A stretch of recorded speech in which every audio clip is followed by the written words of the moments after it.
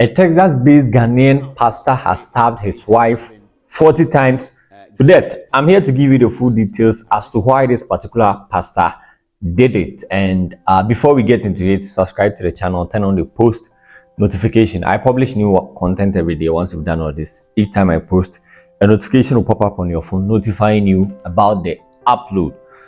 So as the heading of this video says, the pastor who goes by the name Isaac has stabbed his wife 40 times to death after finding out his supposed wife is a transgender on their wedding night. Before I delve into it, my main we into Abontinho.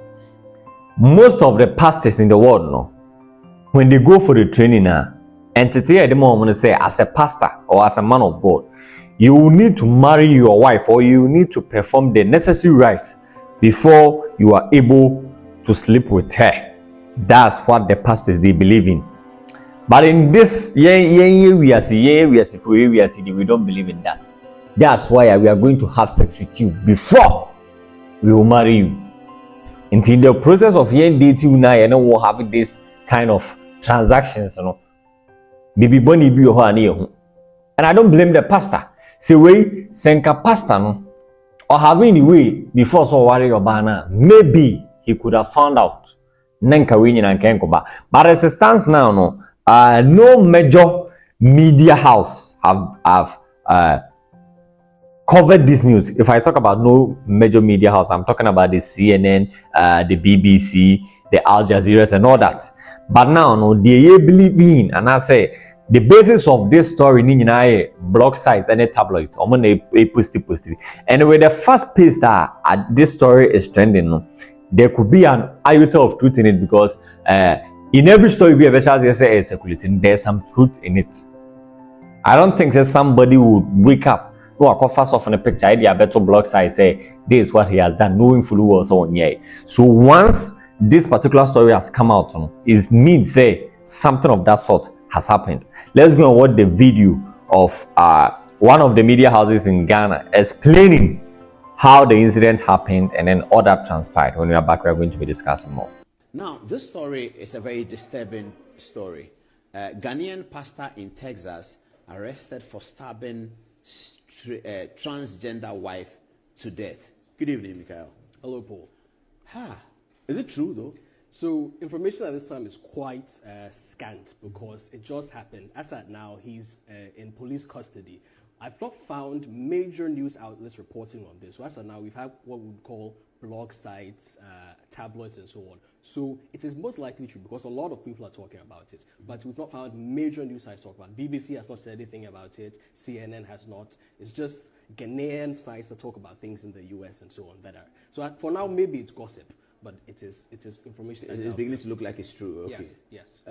So they live in Texas, not Atlanta. They live in Texas. Yes. Yeah. So So what's the story? He's Ghanaian. He's a Ghanaian. And he has a church. Yes. Was she a member of the church? She was a member of the church. Okay. Tell us the story. Please indulge us. Could you just read for the benefit of the audience? A shocking incident has shaken the Ghanaian community in Texas, USA, after a pastor named Isaac allegedly stabbed his wife Sandra over 40 times to death. Unfortunately. The tragic event occurred after Isaac discovered that Sandra was a transgender on their wedding night. According to reports, Isaac had followed biblical scriptures and refrained from intimacy with Sandra until their wedding night. However, upon discovering Sandra's gender identity, Isaac became enraged and violently attacked her. Some members of Isaac's church allegedly knew about Sandra's transgender status but kept it a secret from him. Wow. The revelation has raised questions about the church's role in the tragedy and whether they bear any responsibility for not disclosing Sandra's gender identity to Isaac. The Ghanaian community in Texas is still reeling from the news, and many are calling for justice to be served. Isaac is currently in police custody, facing charges of murder. As the investigation unfolds, more details about the events leading up to the tragedy are expected to emerge. This incident bears some resemblance to a similar case in 2020 where a Ghanaian pastor, Sylvester Ofori, was sentenced to life in prison for murdering his wife, Barbara Tomei, in Orlando, USA. The Ghanaian community is still grappling with the implications of this tragedy, and many are calling for the greater awareness and acceptance of LGBT plus individuals within the community. So now give us the story. Let me go back to the photographs. So as I said, the information is quite scant, but what happened is a pastor, a man of God, a Ghanaian based in the US, was courting a member of his church. Some people might have some concerns with that, but that's what was happening. And then later on, they found themselves married because of his beliefs, because he was a devout Christian, devout man of God. Did you get that? Information is not out there yet. Very, very little. So we're still waiting. Was it his first marriage or? Most likely, because nothing has been stated. Okay. So because he was a Christian, he didn't believe in sex until marriage. On the night of the wedding, he discovered as they consummate. You know, upon marriage, you consummate the marriage. Yes. So what happened? What could have happened? They were going to begin consummation of the marriage, yes. and then he sees something that was very, very shocking to him. What he would not expect to see when you go with someone you believe is a woman, your wife, to consummate the marriage. Hasn't he completed the process? No. So you see, as a Christian, if you're not engaging in any sexual activities until you marry, you will have no idea. And again, look at this. No, but I'm saying that the transgender people, don't they complete physical change? Right. Absolute? So there's a gigantic conversation around this, that in the first place, if somebody says that he is a woman, he does not have to undergo surgery. He is a woman. That is part of it. Some people believe you must undergo. In this case, she had not fully undergone because the man saw male genitalia that put him off and then led him to stab him over 40 times. So that's the video we went to watch. For my submission, like I said earlier, if you are dating someone, it's best you have sex with the person before anything else. That's what I believe in. It's the best. My reason for saying that is, when you are dating a girl or when you are dating a man and then you don't have sex with the person, there are many things before any so. One, if the person has an incurable disease, you are not going to know. So STIs, you are not going to know. If the person is, I don't know how I should put it, but it's best you do all these things with the person before you go ahead. So if you are going to be marrying someone, is the person you are going to be spending the rest of your life with. So it is best to test it at the end when we say, oh, this is the package I like. Because if you don't test it, you are going to do something which you are going to regret later. And I don't blame the pastor. The wife, she deserves it. Say he or say she deserves it. Because if you are a transgender, you should open up to the man.